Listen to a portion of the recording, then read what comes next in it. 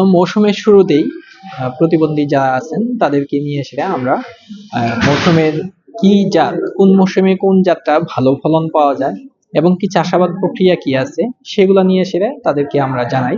সেগুলা এই বিষয়গুলো জানানোর প্রেক্ষিতে তারা কিন্তু মাঠ লেভেলে যারা অন্যান্য কৃষক যারা আছে, সাধারণ কৃষক, তাদের কাছে আপনার প্রয়োজন মাফিক, হ্যাঁ, চাহিদা অনুযায়ী তারা কিন্তু বীজগুলা সেল করে থাকে।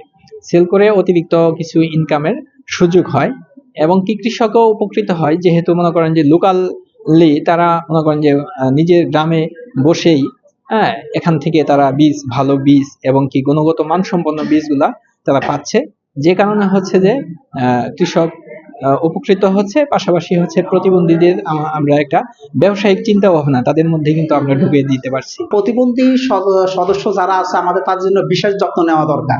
সেই বিষয়টাকে মাথায় রেখে আমরা বিশেষভাবে এখানে প্রতিবন্ধী সদস্যদেরকে ডাকছি এবং তাদের গার্জিয়ানদেরকে ডাকছি যে তারা যেন এই দলীয় ব্যবসায়িক পরিকল্পনা সভা যেটা প্রতি বছর মৌসুমের শুরুতে যে কৃষি বিষয়ে যে পরিকল্পনা করে থাকে তারা যাতে আর বাস্তবায়নটা করতে থাকে। যে আয়োজনটা করেছি সেটা হচ্ছে বিশেষ চাহিদা সম্পন্ন যারা ব্যক্তি আছেন, যারা আসলে সাধারণত সমাজে পিছিয়ে থাকেন, তাদেরকে আমরা এখানে ডেকেছি এবং আমরা আমাদের প্রজেক্টের মাধ্যমে কৃষকদের সহযোগিতা করে থাকি।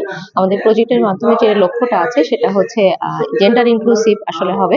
তো এখানে জেন্ডার ইনক্লুসিভের পাশাপাশি নারী, পুরুষ এবং যারা প্রতিবন্ধী অর্থাৎ বিশেষভাবে যারা সক্ষম ব্যক্তি তাদেরকে আমরা এখানে ডেকেছি এবং তাদেরকে আসলে কৃষি বিষয়ে বিভিন্ন ধরনের পরামর্শ দেওয়া হচ্ছে।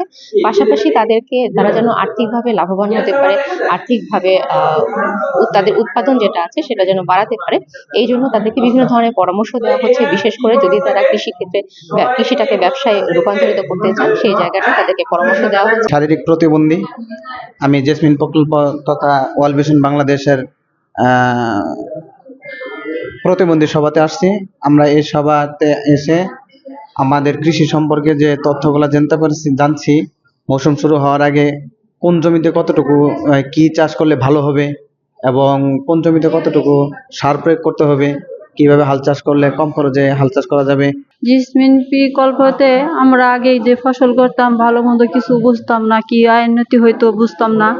এখন আসলাম, ভালো মন্দ এখন শুনলাম, এখন যেভাবে চলতে হয় এইভাবে কথা শুনলাম, এইভাবে চলবো। এখন এইভাবে আমরা আবাদ ফসল এইভাবে করব। আমাদের কৃষি বিভাগের মাধ্যমে কিছু গ্রুপ ফরমেশন করা আছে আর কি। এই গ্রুপে আমাদের গ্রুপ আকারে কাজকর্ম হয়। তো আমরা কিন্তু তাদেরকে গ্রুপে অন্তর্ভুক্ত করে নিয়েছি প্রতিবন্ধীদের।